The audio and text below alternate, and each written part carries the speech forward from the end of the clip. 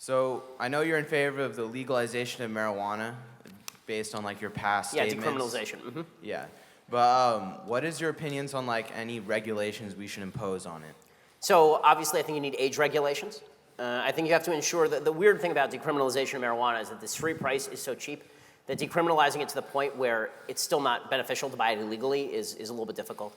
The reason I'm for decriminalization of marijuana, by the way, is not because I like marijuana. I think people who smoke it are losers. It smells terrible and you're wasting your brain cells. The reason that I'm in favor of decriminalization is because the government is terrible at everything. And whatever levels of criminalization have taken place have done nothing to prevent the access to marijuana for young people. They've just done nothing. I mean, when I was in junior high, in public school, Walter Reed Middle School, people were selling it on the playground. So that's not, so it's, you know, I think that treating it like cigarettes is probably the best way to do it. You know, a heavy tax and decriminalization to the point where if you're above a certain age, you can use it like alcohol or cigarettes makes the sense to me. Thank you. All right, thank you. Next question. How do we stop the media with what they're doing, dividing us? They're dividing us greatly. How can we exchange something to make it different? What can we do? Well, I mean, I think the first thing you can do is stop watching CNN and MSNBC. But I don't. I figured. From your question, I was assuming that. But I mean, the good news is that I think that the age of a dominant left media is basically over. The fragmentation of the media this is one of the reasons I'm hopeful. The fragmentation of the media has taken place. Like our website, which didn't exist 3 years ago, now gets to 140 million page views a month. So and we're not unique in that area. Like there are a lot of places that are getting more viewership. Also, I think more long-form engagement is happening too. And one of the problems that I have with cable TV in general is that you have to make an argument in 2 minutes flat or 3 minutes flat, which encourages you to make the broadest possible version of the argument and also to straw man the arguments. We're all better off watching, you know, hour-long exchanges than we are watching sort of the cable news cycle. And right now, it seems like the polarization that's happening on cable news is largely driving a lot of the hatred, because the easiest way, the easiest shortcut in politics to victory is to attack the character of the people you're talking about. And it's something I've been trying to work on myself, because it's so hard not to just call people stupid. But but with that said, you know, there's a Jewish principle called don lekaf zchus, which is to suggest that you have to assume the best of intentions on the part of people. As a general rule, that doesn't happen too much in cable news. But I think the threat of the mainstream media is waning. I think President Trump has demonstrated, that's one of the things President Trump has demonstrated full scale.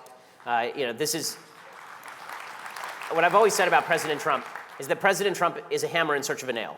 Sometimes he hits a nail. I mean, sometimes he hits a nail, sometimes he hits a baby. But when he hits when he hits a nail, it's deeply satisfying. And when he's hitting the media for being dishonest, it's obvious that they are not only being dishonest in how they cover some stories, but that they are dishonest about their central reason for being. They say that they're there to objectively cover the truth, and they are not, which is why there's a poll just last week showing that, well, 58% of Americans didn't trust President Trump to tell the truth. 64% of Americans thought that the media were more polarizing than Trump, which is an amazing statistic. So yeah, I think the media are on their way out. I think they got a problem. Thank you. Hi, Ben. I had a question regarding the current state of the Republican Party. Back in August, Matt Walsh, you know, contributor to you, wrote that the greatest betrayal of the Republican Party was to fully fund Planned Parenthood and their ominous spending bill. We have a Republican House, a Senate, and a president, and he still signed that bill. Yep. And one of their main pledges was that they were going to fund Planned Parenthood. And now our party is complicit in funding the largest provider of abortions. So I'd like to get your comment on that. Yeah, I mean, I think that the real question for President Trump was he willing to actually veto?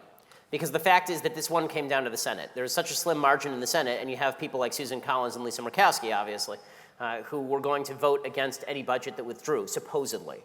But in my view, is it worth trying to hold their feet to the fire? You bet.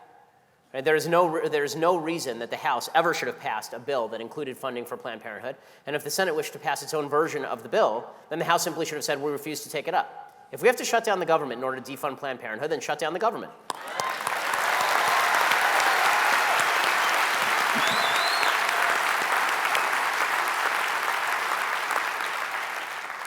over the last few years, we've had, I think, about, 5 million people, I think, leave California to go to places like Oregon, Nevada, Arizona, including myself, actually. Do you think that the massive migration of middle-class people who moved out of the state, do you think that also has something to do with a lot of the policies that have been passed over the last few years? Of course, yeah, there's no question that's the case. The people who are middle class, upper middle class, if you're very wealthy in the state of California, it's still possible to survive in the state of California, particularly if you're not really doing it a lot through income, right? If you're doing it through a lot of passive income, then it's possible to still live here. And it's a beautiful place to live. You're not gonna see people who are exorbitantly wealthy moving from Malibu out to Dallas. Right? It's humid in Dallas. But it's, and if you're very poor, then there are a lot of social benefits to staying in California, but we do have an extraordinarily bifurcated state. The changing demographics of the state of California do obviously have a massive impact, and I think that's less true in terms of racial demographics than economic demographics. I think that bifurcation has created a bunch of very wild left rich people and a bunch of poor people who are looking at the rich people and saying, okay, give us a hand here. And that's been a serious problem for sure. Hi, so I know the Migrant Caravan is a really big issue right now, and I just wanted to know, how do you think that the U.S. should respond? Do you think that it should be like how Trump is saying, how we should, once they come, we should greet them with military, or do you believe in a more peaceful approach? So first of all, I will say, and I don't know, this is not popular necessarily in a lot of conservative circles these days, I think that the quote-unquote threat of the Migrant Caravan has been wildly exaggerated. What I mean by that is not that illegal immigration is not a threat. I spent half the speech talking about illegal immigration. What I mean is that there was a migrant caravan last year. By the time it reached the border, it was like 300 people. They went to a port of entry. About 100 of them ended up being able to be granted asylum, and 200 of them were deported. Okay, the idea that there are 10,000 people who are arriving armed with guns and rocks, and they're just going to try to break through the border, I haven't seen the evidence of that.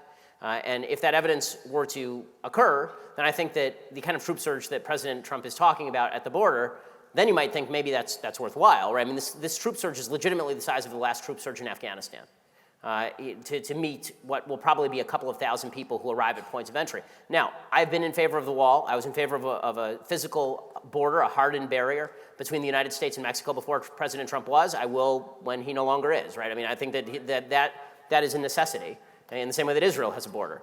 So it makes perfect sense to me to have that border. But this notion that is being played up that this is a crisis, that the migrant caravan itself is a crisis, I think that that's being played up for political purposes. Now, what President Trump has done that's smart is he's trolled the left into responding in the stupidest possible way. So what the left has said, really, this is one of his areas of genius. President Trump will say something. I don't think that it's advertent. I don't think he's doing it on purpose, but he's really good at it. He says something. He says something that there's like a center core of truth to it, but it's wrapped up in this bundle of manure. And then the left responds to the bundle of manure, and in the process, they throw out the central truth. So Trump says stuff like the migrant caravan is a crisis. We have to send people to the border now. If people show up with rocks, we should shoot them, right? I mean, he says these sorts of things. And then the left goes, "What? This guy's a racist. He's and everybody who agrees with him is a racist. And illegal immigration is not a problem at all. There is no problem of illegal immigration. Why are we worried about our southern border at all? Anybody who is worried about our southern border is a racist. So now, if you're a voter, you have a choice.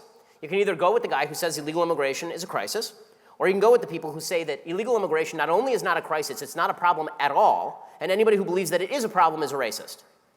And so you end up with these two positions that are both, if Democrats had a brain in their head, what they would say is, listen, illegal immigration is a problem. Here are some sane ways of handling illegal immigration. There's no reason to exaggerate the problem of this migration. We should have people on the border to stop it. People should go to ports of entry. We have ways of handling this. But exaggerating it is obviously a ploy for political purposes. Democrats won't do that because they hate Trump so much that anything he does, they just light themselves on fire. So it's... Hey Ben, big fan. I know you're for defunding Planned Parenthood. What part? Just the abortion part? Well, if you defund the abortion part, then the entire organization collapses. Well, hold on. Well, wait a minute. Wait, hold on. Wait a minute. Because the vast majority of money that So- they make so are is you based saying- on performance of abortion. So you're against welfare, against WIC, against food stamps, right? We don't want to give any money to those people, right? Well, what I'm in favor of is local societal help for folks who are in trouble. I don't believe in broad-based federal programs that create bad incentive structures. Okay, so let me say it this way. So if somebody could, okay, last statement. So if somebody could go to Planned I'd be for rather paying than for food stamps or welfare or WIC, which I don't want to pay for anyways. Okay, you're against my tax dollars, our tax dollars going for free condoms and birth control. Just say that anybody's not going to have sex until marriage, that's an ignorant statement. People are going to have sex regardless. So could you give them free birth control and condoms and our tax dollars pay for that? Well, All right, we're so, good. Okay, so We're here's, good. Now let's let him answer. Thank you. So my general rule is, if you don't want me in your bedroom, then let me stay out of your bedroom. Meaning that I've been told that it's none of my business what you do in your bedroom, and I'm totally cool with that. I don't want to be in there, man. That's wild, you know. But that also means that I'm not going to subsidize your sex life. If you and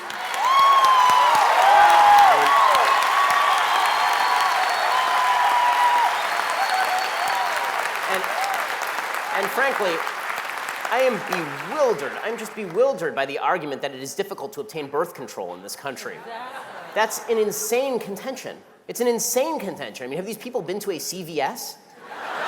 I also will say, just on a moral basis, I really don't like the argument, people are going to have sex anyway. Yeah, people are going to do a lot of stuff anyway. It doesn't mean I have to subsidize it. Like, I was, you know, as the man who was, in all likelihood, the most prominent and open virgin in America until marriage. Really, this is, it's not even a laugh line. It was a point of pride for me. It's a moral, because I believe that I believe it's a moral thing. Like,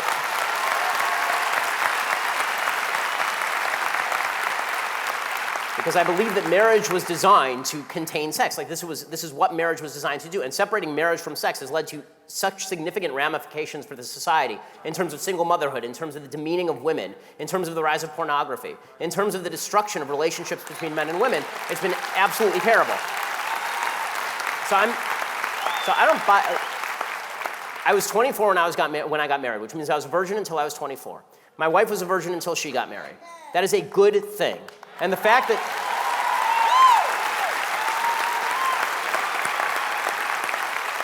and just because popular culture has decided to mock people who I think try to make good moral decisions about their sex life, popular culture is full of crap.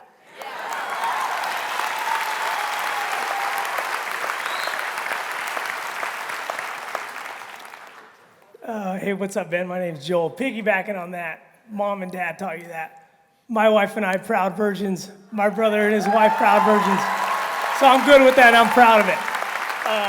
This question stems actually from a debate we had last week with the California Professional Firefighters Union president.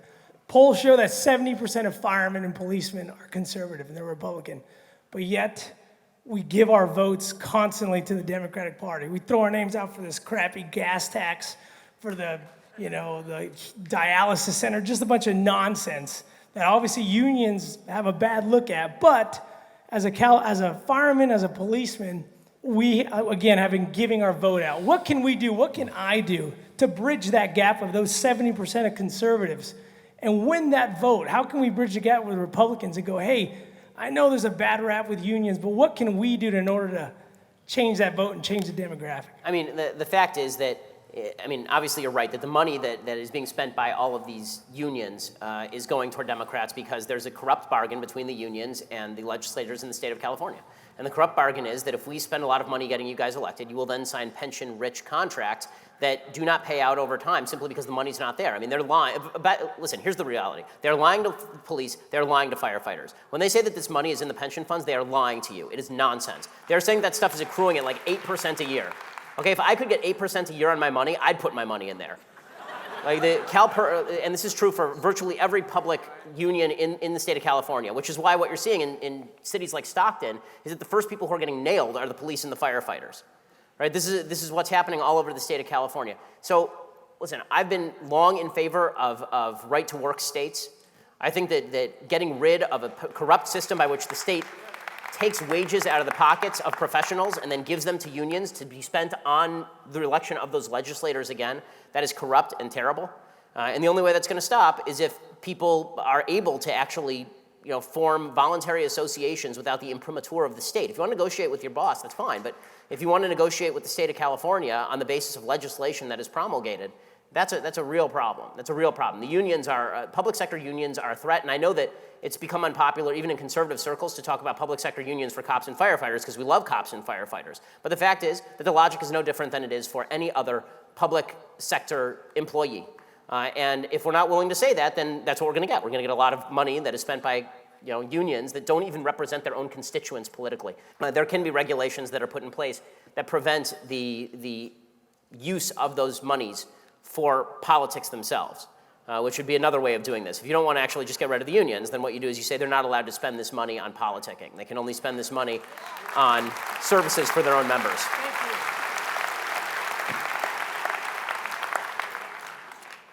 Hi, I just wanted to ask you if there was ever a specific point in your life where you just got really into politics, and what should young people like me do to start a career in politics? Okay, so I honestly can't remember a time when I wasn't into politics. I was always very into history. The first chapter book I remember reading was, I think I was 4 and a half, and I was reading like a chapter bio of Benjamin Franklin. So I was always into this stuff. I found a paper that I wrote when I was 12 about the impeachment of Bill Clinton. So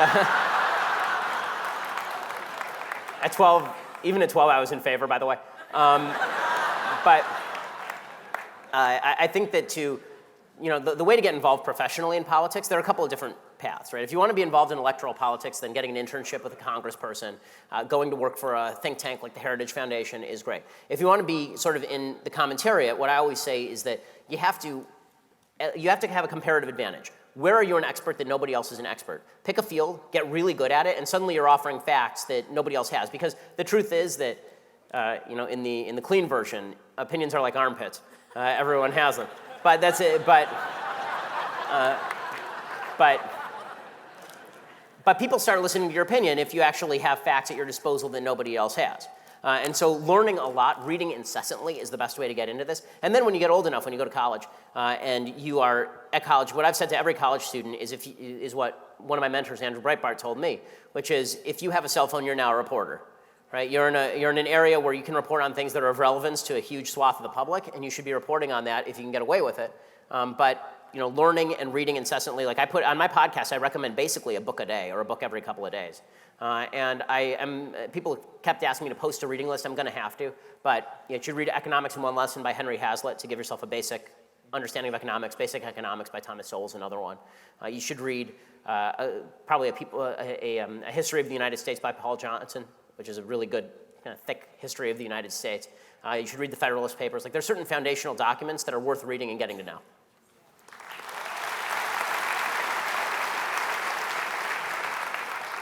Hey, Ben, big fan. First, I want to thank you for being you. Well, You're awesome, dude. Well, thank you. I didn't really have a choice in the matter, but thank you. It's a blessing. I'm assuming that you've read Tolstoy's The Kingdom of God is Within You? No, actually. No? Oh, geez, I don't know. Sorry, I didn't mean to destroy your question. I've read a lot of other Tolstoy, but go ahead. He posits basically a radical teaching of Christ turn the other cheek, which is like no violence in any way whatsoever. And I was, geez, I don't know if this is... No, it's fine. I can get your premise. That's yeah. I was wondering if you agreed with that and also how you would rectify that with the Second Amendment. So this is one of the areas where I'm real fortunate to be a Jew.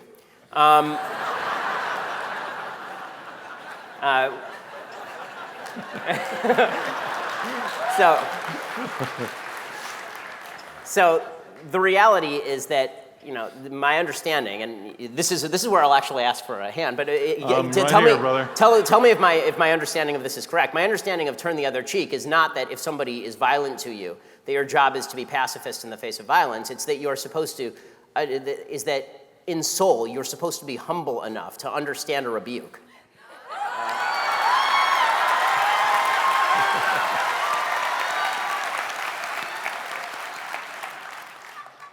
The New Testament and the Old Testament support the Second Amendment.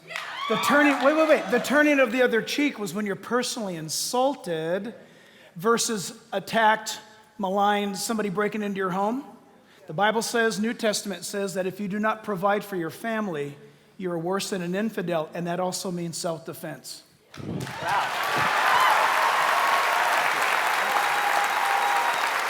So, I have to say, I'm really liking this format. I can like tag out for a Christian. It's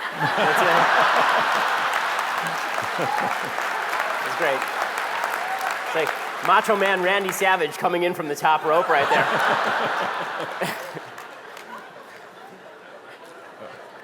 Generation Z is probably more conservative than baby boomers. How are we supposed to convince our peers that a life full of responsibility and Judeo-Christian values is going to be more beneficial to our souls in the long run than engaging in immediate pleasures? So I think that that's something we have to be, it's a great question. And it is the only question that really matters, right? I think that the key is that kids have to be taught from a very young age that responsibility falls on them and that that's a good thing. You know, it's really interesting when you bring up young kids, right? Now I have 2 kids, so I can say this. Kids like rules and they like responsibility. Every kid, when they're 3, 4, 5 years old, they want to be an adult. Right, now that we're adults, this is one of the big problems we have in our country, is that all the adults now want to be kids. But kids actually want responsibility. They want to be given rules. They want the idea that they have been granted the capacity to shape the world around them. It's empowering to them. Kids want to be given the feeling that their life is an adventure. When you cripple a kid, like small kids, you cripple them when you give them everything. You cripple them when you tell them that everything is going to be provided for them without work. And I think that the human soul resonates to that. I said this the other day on one of my podcasts. I was talking about the fact that America is a significantly less mobile society than we were 30 years ago. And I think it's a serious problem. I think that it used to be, actually, you'll see a preview. So tomorrow, we air this Sunday special that I did with Tucker Carlson. And I like Tucker, but I have some pretty significant disagreements with Tucker. And Tucker is, I will say that Tucker, who calls himself sort of a populist on economics, he's a lot closer to Bernie Sanders than he is to me on a lot of these issues. And you'll see, like when you watch the Sunday special, it's pretty fascinating. He pretty much, and he'll admit this, he'll say this. And one of the things that he says is, why should it be that people who are in towns where they're losing jobs, you're asking them to leave the gravestone of their father and their grandfather and move out to North Dakota and get a fracking job? And I said to him, right, because God told Abraham, leave the house of your fathers and go to a land that I will show you. Right? All you are guaranteed in this life is adventure. And that's a wonderful thing to be guaranteed. Right? That's what God guaranteed you when you were born. God said to you, I'm going to put you in a place where you don't know what's coming. And you don't know what's coming next. And all you have is the capacity to make choices that make your life better. All you have is the ability to go out and shape your future. And that's true. We are, when I say we are privileged, I don't mean we're privileged because we're rich in the United States. I mean we are privileged because we have the capacity to shape that adventure. We have the capacity to make those choices. In non-free societies, you don't have any of those choices. Those choices are not there. And when you say to a young person, go out and make your own choices, and that's really, when I say facts don't care about your feelings, that's really what I mean. Because what I mean is that reality exists. You can either embrace it and you can grapple with it, right? You can be Jacob wrestling with the angels, meaning wrestling with fate. You can be Jacob wrestling with reality, and you can overcome, right? You can. That's what you can do. And this is a common theme throughout the Bible. It's also a common theme throughout the history of the Enlightenment and Western civilization, right? The pasuk, the verse in Genesis where God talks to Cain, right? He says, you have an evil inclination, but you can overcome it, right? Team Shell, you can overcome it, right? That's a unique idea, and it's an important idea. And I think that young people resonate to that because young people do want to change the world. People who are 17, 18 years old don't want to be told that their future is going to be reliant on a universal basic income where they're going to sit there and somebody's going to send them a check in the mail and their entire life is going to consist of them sitting in a darkened room looking at a screen playing video games. What they actually want to be told is they can change the world. And one of the dangers in a free society is that 17, 18 years olds who are not given a purpose, when they think about changing the world, they think, okay, Bernie, single-payer healthcare, get involved in politics. What we should be saying to them is, no, what we mean when we say change the world is build something. Go out and build something. Build a family. Build a fundamental building block of our civilization. That's what's going to make you happy.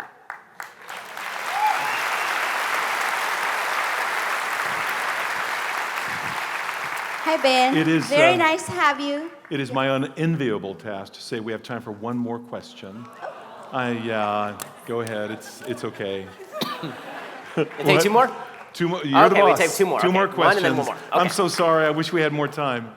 But please, go ahead. We have time for 2 more. Thank you for coming. And my question is, How should the Republican Party reach out to Latino and Hispanic voters, considering that a great majority of us are actually conservatives?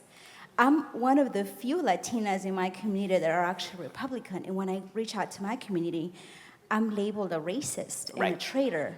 So how should the Republican Party reach out to a community that is actually a very big market for the ideology that the Republican Party stands for?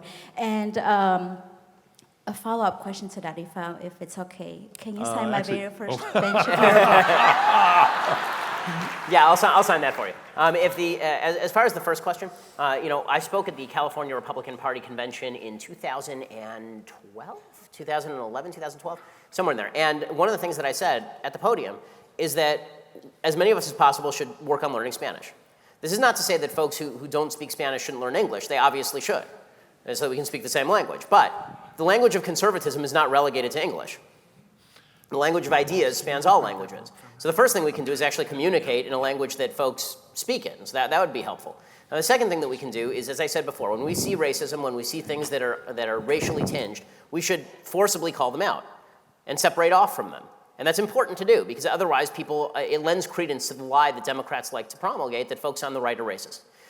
The third thing that we have to do is we actually have to talk about what are the central priorities. So I've seen some conflicting polls about the Hispanic community that are kind of interesting. So more socially conservative, but also more in favor of government services than some other immigrant communities in the United States.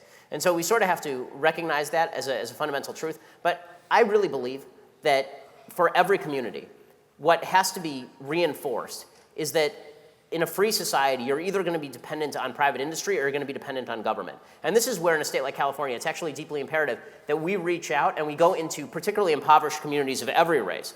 And what we do is we make clear opportunities for them from the private sector. So for example, I think that we should be going in and paying people's bus tickets and first month's rent to go get a job in an area where they can get a job. I think that major corporations should be going into areas and saying to young students, listen, you get straight A's, we'll pay for your college, and then you come work for us for 3 years.